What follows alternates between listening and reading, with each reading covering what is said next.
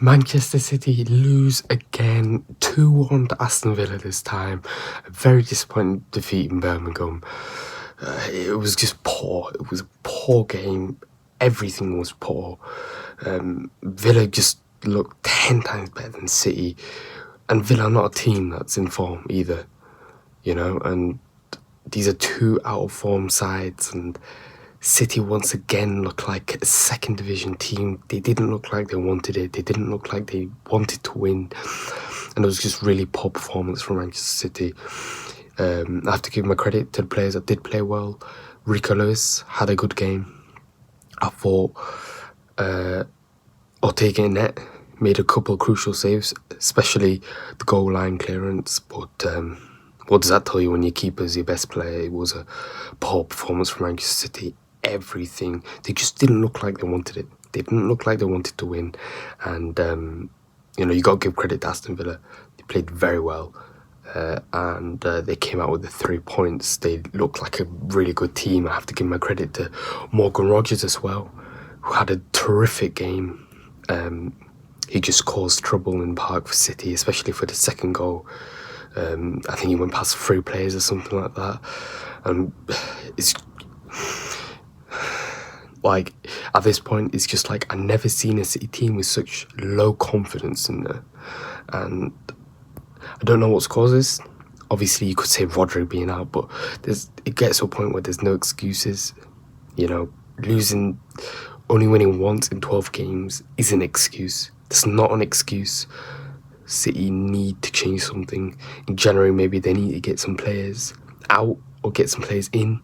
I don't know, but, City weren't up for it. Again, disappointing. John Stones coming off injured. Akanji coming off injured. Or Akanji getting injured. It seems like City can't get a break, I don't even know what to say. Again, I got to give my credit to Aston Villa. They played terrific. Morgan Rogers, John Duran, he's a really good player. I think he should start as head of Watkins. But, just looking at the goals, just City didn't look like they wanted to win, which is so unlike a City side I've ever seen before. 19 seconds in, Gavardio making a mistake and John Duran getting that chance. That shouldn't happen. 19 seconds in a game, you got to put your foot forward. You got to show your authority, show what's up, and you can't make a mistake. You got to set a standard for the rest of the game, and it was poor from City. Just looking at the highlights, it was so close, that header. But Ortega did really well to keep it out. But look, for the first goal, one pass from the keeper, Tielemans gets the ball, a pass to Morgan Rogers, and that's it. City are cut open. It's way too easy. Stones tries stepping up to midfield to get Tielemans. It's poor. He cost the team there. I'm a big fan of John Stones, honestly. I'm like the number one John Stones fan, but that was poor from City. They were cut open with 2 passes only. It's ridiculous. That shouldn't happen for a title-winning team. And, he presented the chance to John Duran, who made it 1-0. It's just so poor. Kovacic had to get back, but he couldn't get back in time. Ortega, no chance. And even throughout the game, I think Foden had a decent game. Even before the goal, he didn't have a bad game. It's one of his better performances this season, which isn't saying much, but, Foden is a really good player. I liked his chance where he did the give and go with Rico Lewis, and it was saved by the keeper, Martinez. It was a good play from him. Grealish crossing to Gavardio. Gavardio did really well to get in that position. He drove forward. But you're looking at this and there's no clear chances for City. It isn't much. Morgan Rogers hitting the post as well. Shouldn't happen, honestly. It is so poor. He gets the ball, he gets past Kovacic, Akanji and Gavardio. These aren't just the little small players that you can get past. These are world-class established defenders, and he's just getting past them so easily and hitting the post there.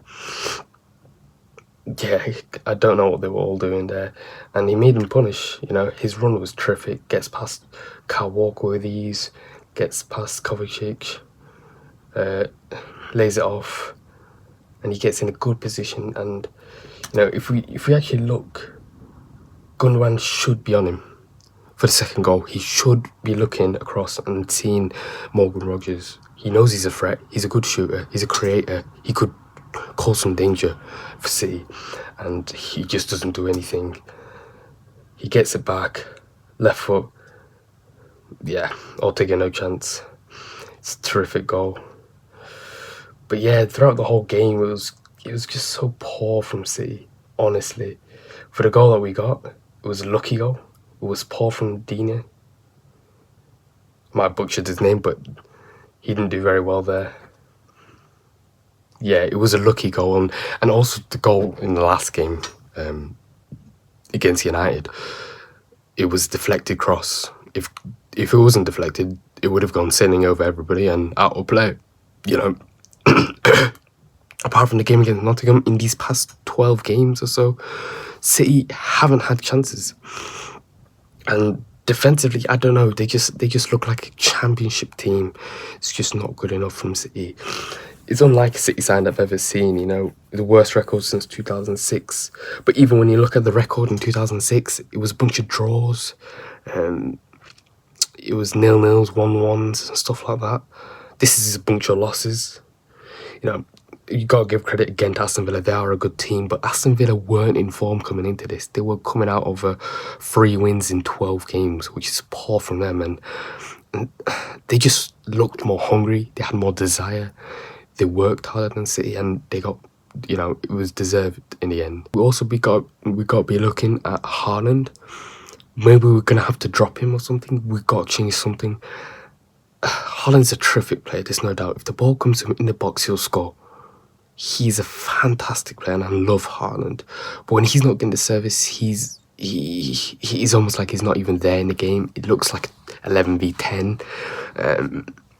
And City need to find a solution where, like, you know, last season they had Alvarez almost in that role, kind of coming back or something like that. Maybe they need to drop Haaland, put Foden up front as a false 9 and try to work around there.